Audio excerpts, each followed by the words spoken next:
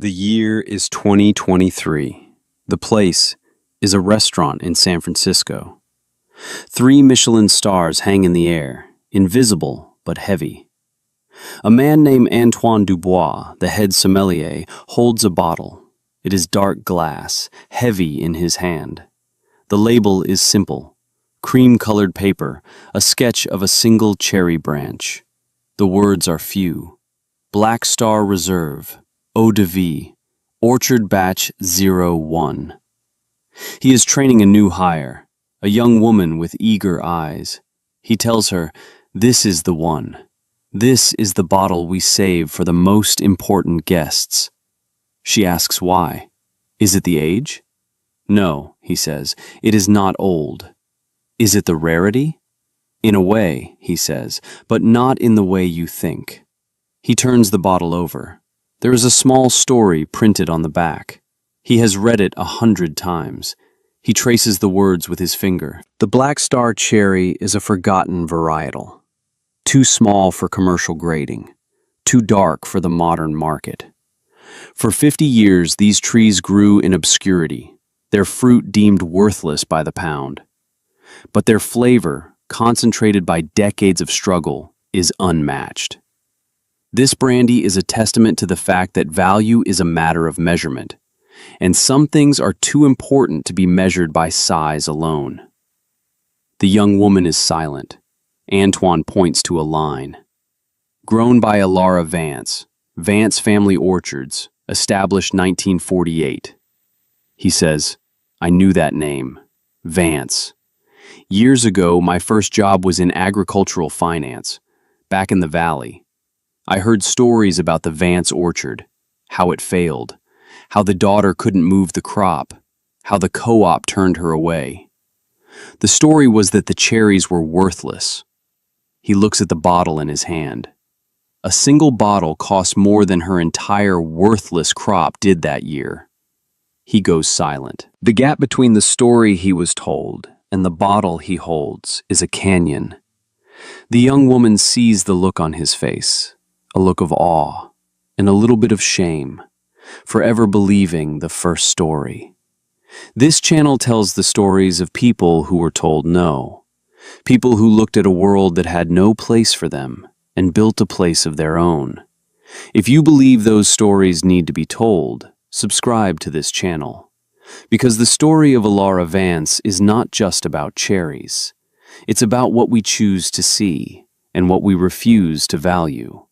And what happens next will change the way you think about a bad harvest. Let's go back, not to 2023, but to 1948.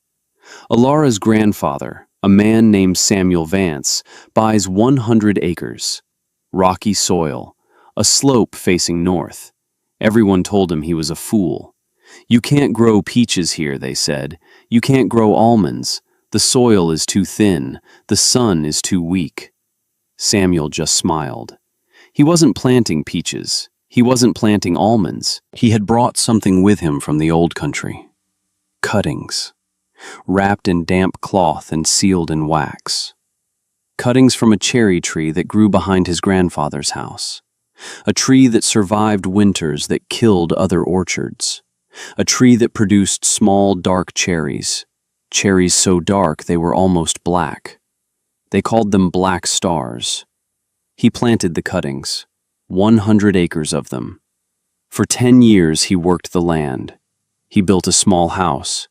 He married a woman from town. They had a son. The trees grew, slowly, struggling in the thin soil. The neighbors watched.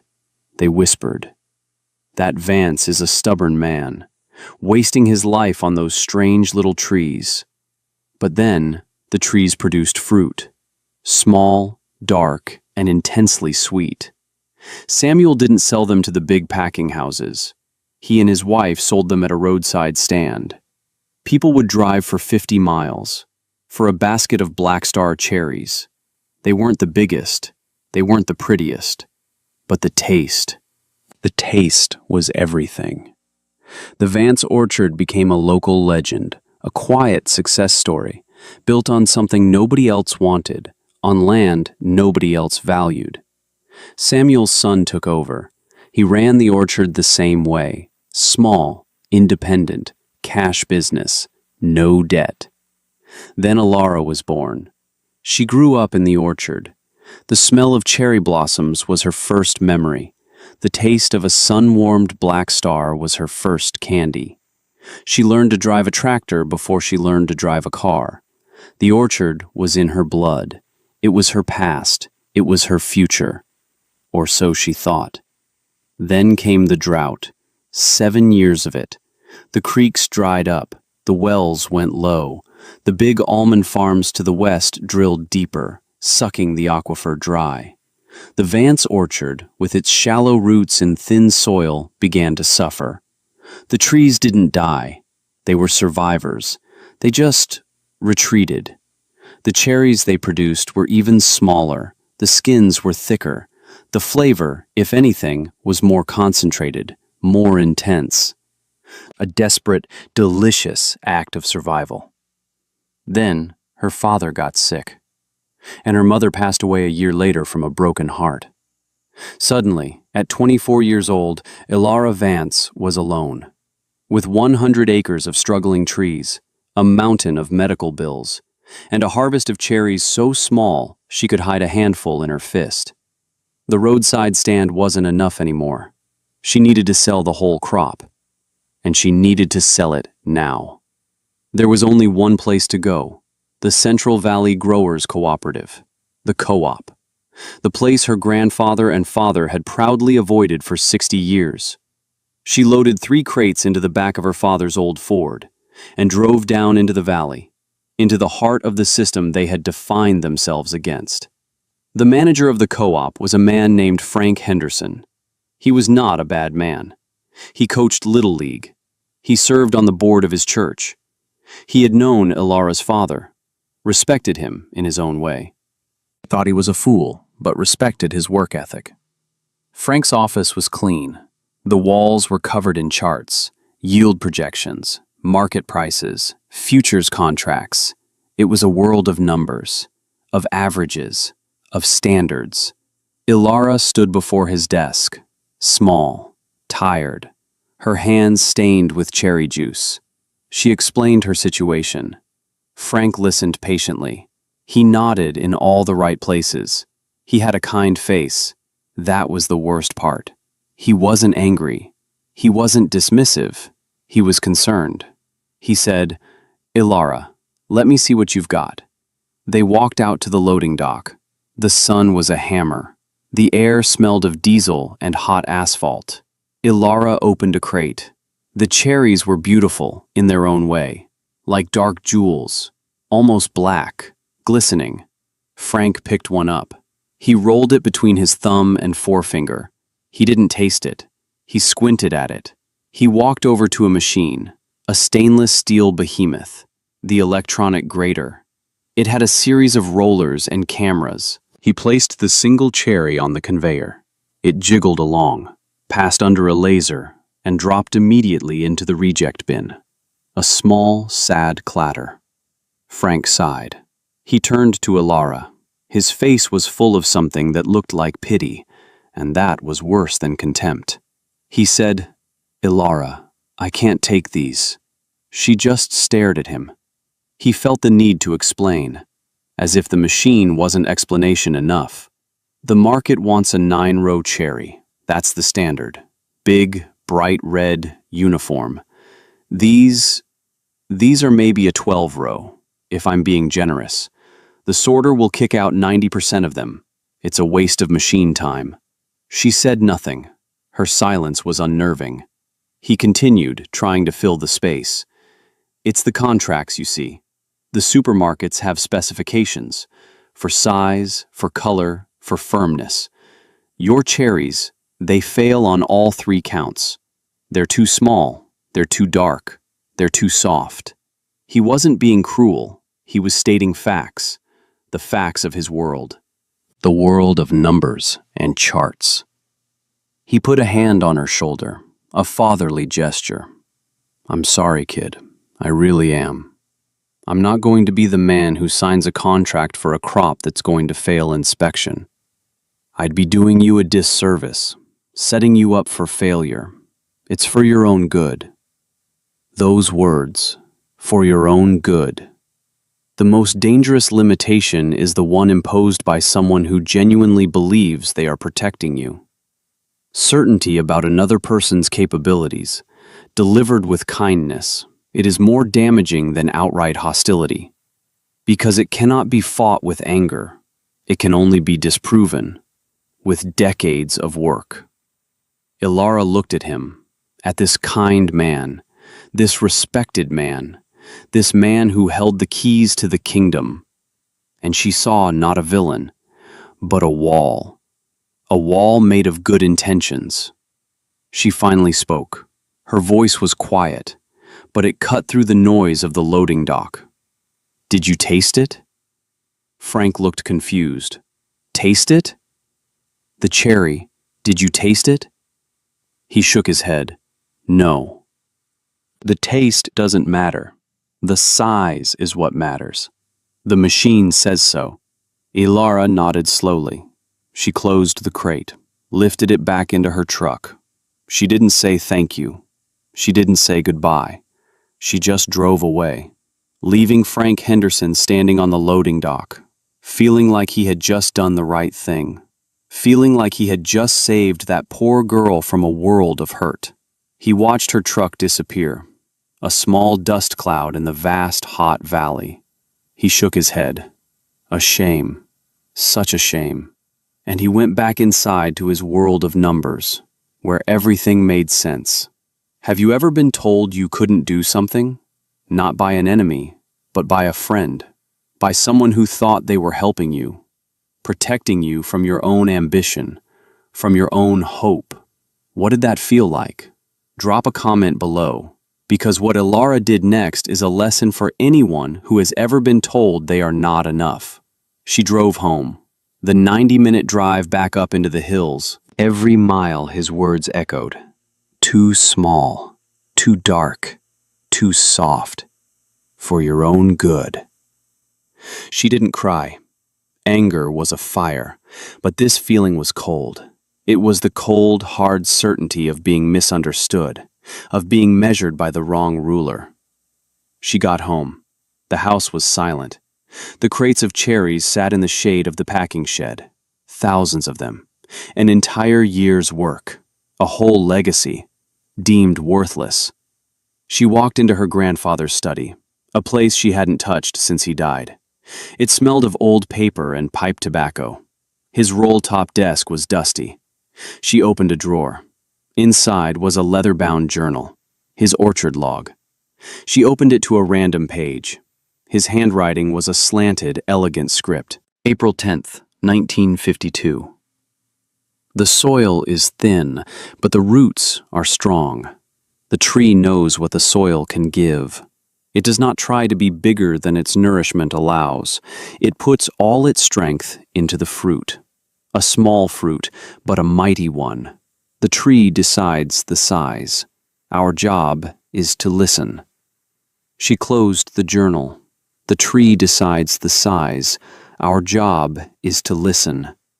Her father had said it differently. They can measure the size of the cherry, Ilara, but they can't measure the taste. She walked back out to the packing shed. She picked up a cherry. It was small in her palm. She looked at it. Really looked at it. It wasn't a failure. It was a survivor. It was a story. The story of thin soil and deep roots and 7 years of drought. The story of her grandfather's journey and her father's stubborn pride. It was all there, in that one small, dark cherry. Frank Henderson hadn't rejected a cherry. He had rejected a history he didn't understand. And in that moment, something shifted in Ilara. The cold feeling was replaced by a quiet fire. Not anger, determination. She would not let his measurement be the final word. She would not let his kindness be her cage. She spent the next 2 days on the phone, calling every restaurant, every bakery, every jam maker within a 200-mile radius. The conversations were all the same. How big are they? What's the row count? Can you send a picture? The world was built for Frank Henderson's machine. By the third day, her hope was starting to fray. The cherries were beginning to turn. She had maybe 2 days left.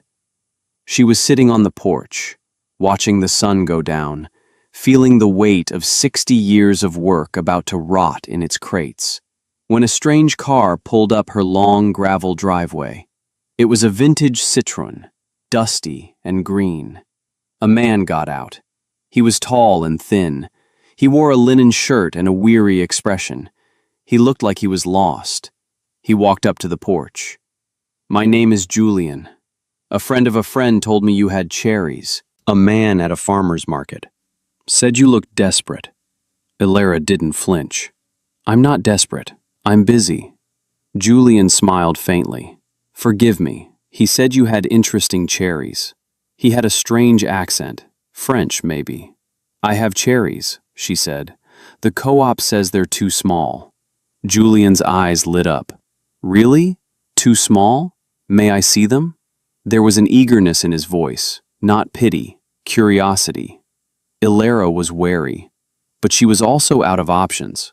She led him to the packing shed. The air was thick with the scent of ripe fruit. Julian stopped. He closed his eyes. He breathed in deeply. Magnifique. He walked over to a crate.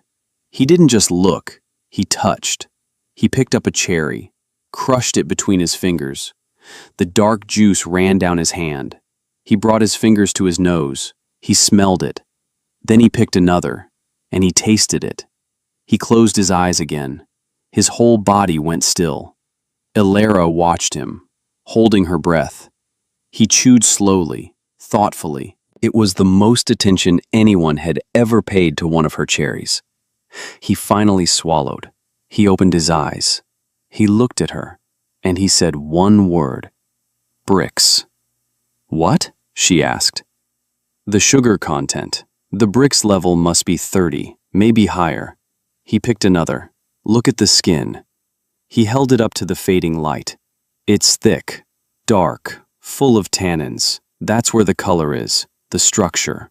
Most growers are trying to breed for thin skins, for water content, for size. They are breeding the flavor out of the fruit." He was talking fast now, excited. This is what fruit is supposed to be. It is a conversation between the sun and the soil, not a negotiation with a supermarket. He looked around at the thousands of crates. "And you have a whole harvest of these?" Ilara nodded, speechless. He started pacing. "My name is Julien Dubois. I am a distiller. I make eau de vie, brandy. I have a small operation down the coast. I have been searching for 5 years for fruit like this. Fruit with character. Fruit with a story." He stopped in front of her. The co-op manager. What was his name? Henderson. Frank Henderson. This Mr. Henderson. He is a fool, but a useful fool. His foolishness is my good fortune, and yours. He took a deep breath. "I will buy them, all of them." Ilara stared at him. "All of them?" "Every last one. I will pay you 70 cents a pound." Ilara did the math in her head. The co-op, in a good year, for perfect cherries, paid 30 cents. She was stunned. She found her voice. "Why?" Julian looked at her. A long, serious look. "Because your cherries are not too small. Mr. Henderson's imagination is too small. I am not buying a commodity. I am buying an essence. The size is irrelevant. The flavor is everything. And for what I do, small is better. More skin, less water, more concentration. It's simple chemistry." He smiled again. A real smile this time. "So, do we have a deal, Miss Vance?" She thought of the machine, the little cherry dropping into the reject bin. She thought of Frank Henderson's kind, pitying face. "For your own good." She looked at Julian. This strange man in a dusty French car who saw value where everyone else saw failure. She stuck out her hand, her small, stained, capable hand. "You have a deal, Mr. Dubois. Let me tell you about the next 40 years, because this is where the story of a failed harvest becomes the story of an empire." Julian brought a truck the next day. He and Alara and two of his workers loaded every crate. The packing shed was empty for the first time in Alara's life. It felt strange, hollow. A week later, a check arrived in the mail. It was for more money than her father had ever made in a single season. At the bottom of the check, Julian had written a note. "The first batch is fermenting. It smells like victory. J." Alara took the check to the bank. She paid off the medical bills. Cash. She paid off the farm's property taxes. Cash. She bought a new set of tires for the old Ford. Cash. She had a little left over. She put it in the bank. The first time a Vance had ever had a savings account. News travels fast in a small town. The story of the strange Frenchman and his green car spread through the valley. At the diner, at the feed store, at the co-op. The other growers laughed. That crazy Vance girl sold her rotten cherries to some snake oil salesman, making perfume out of them, I hear. Frank Henderson heard the stories. He felt a pang of something. Not guilt. He had done the right thing. He had protected her from false hope. This Julian fellow was a predator, taking advantage of a grieving girl. He knew how it would end. The check would bounce. The Frenchman would disappear. And Alara Vance would lose the farm. He was certain of it. Certainty, not cruelty, is always the antagonist.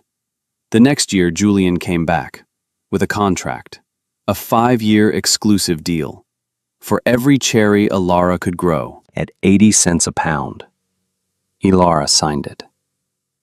That winter, she didn't rest. She took the money from the first 2 years, and she bought the 20 acres of fallow land to her north, the one with the collapsed barn, the one everyone said was useless. She paid for it in cash.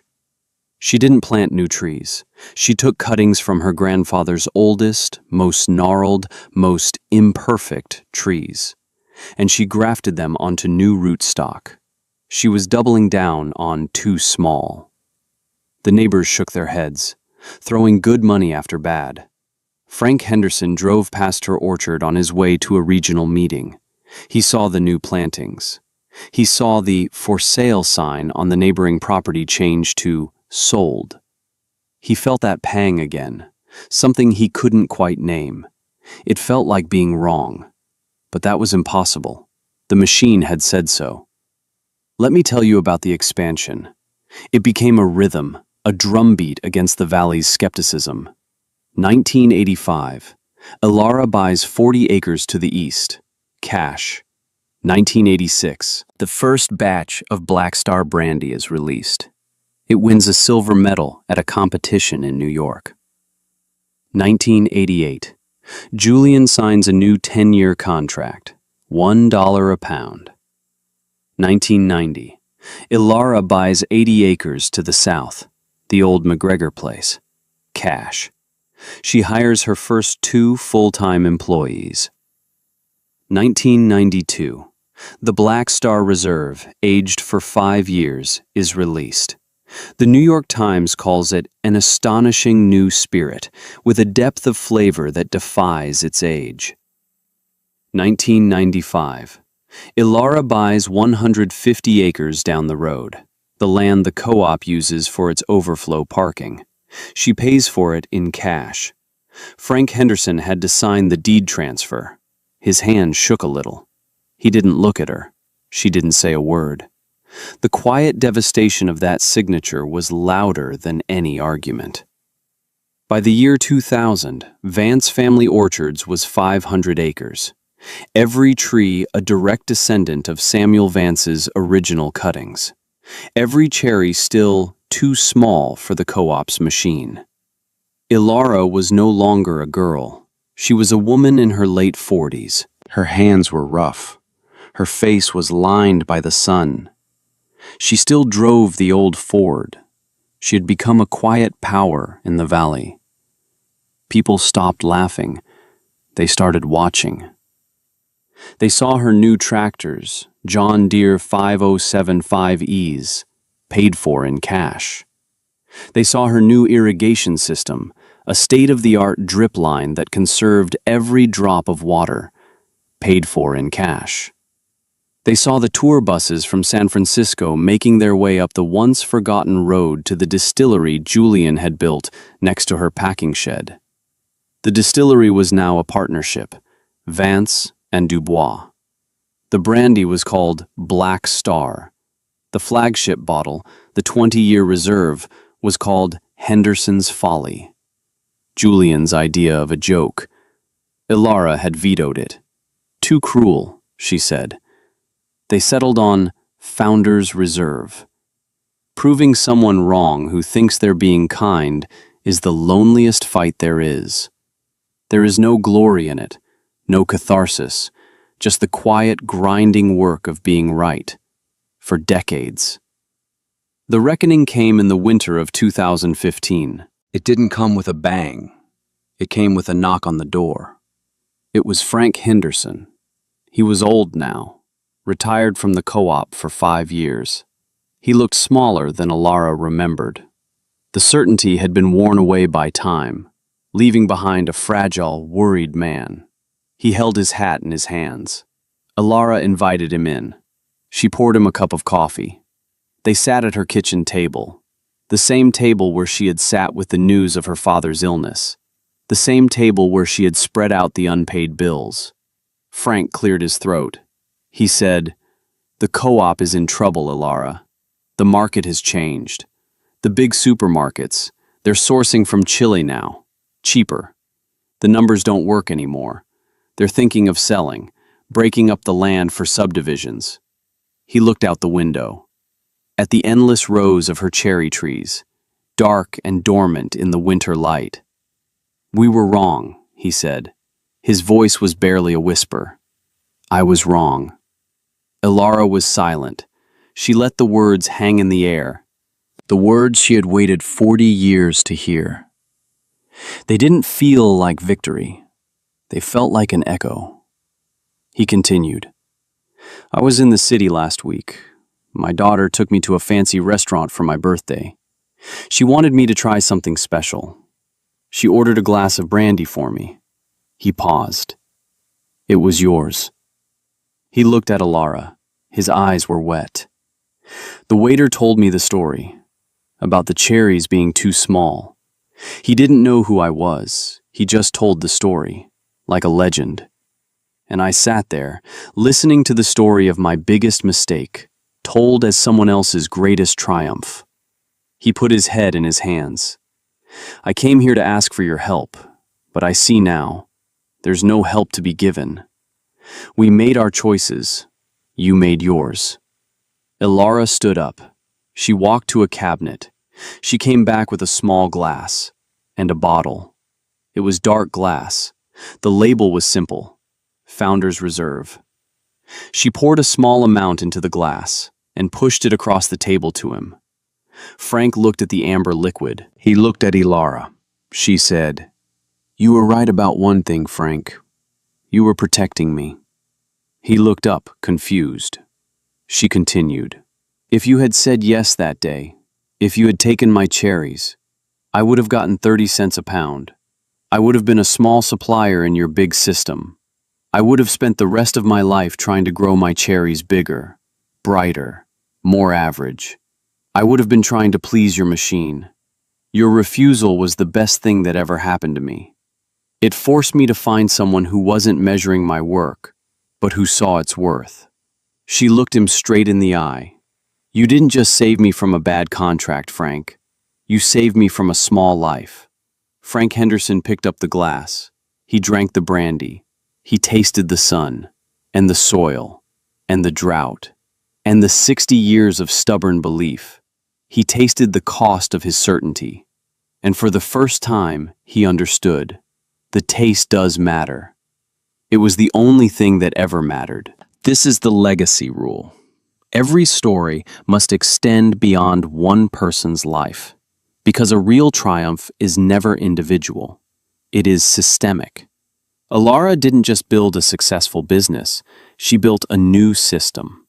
In 2016, she and Julian started a foundation.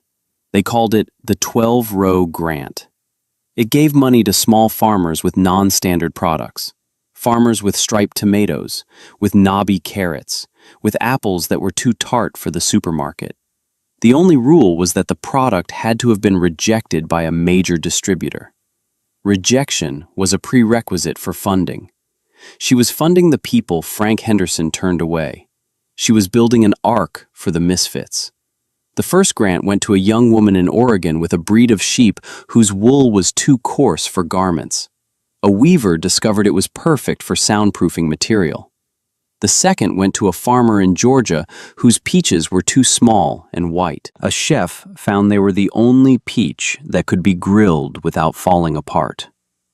Year after year, story after story, a network of successful failures, a community built from rejection. Alara never gloated. She never gave speeches. She just worked. She mentored the young farmers. She taught them about soil health, about water conservation, about the importance of telling their own story. She taught them to find their own Julian, the person who understood their language, the person who used a different ruler. The co-op did sell its land. It became a subdivision. Rows of identical houses with perfect green lawns. Sometimes, on a clear day, from the highest point in her orchard, Alara could see it. A monument to the world of averages. A reminder of the path she did not take. On her mantel, in the old farmhouse, sits a single bottle of brandy. It's from the very first batch, batch 01. The label is handwritten by Julian. It just says, Alara's Cherries. It is the most valuable thing she owns, not because of what it's worth, but because of what it represents. The physical proof that being told you are too small is not an insult. It is a direction. It is a filter. It is a gift. It weeds out the people who cannot see you and leaves only the people who can. Right now, somewhere in the world, someone is being told they can't.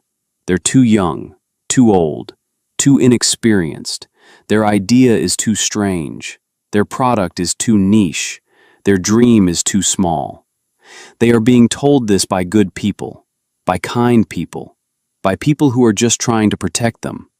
The story of Alara Vance is a reminder that the most powerful force in the universe is a person who has been measured and found wanting, and who decides to build their own ruler.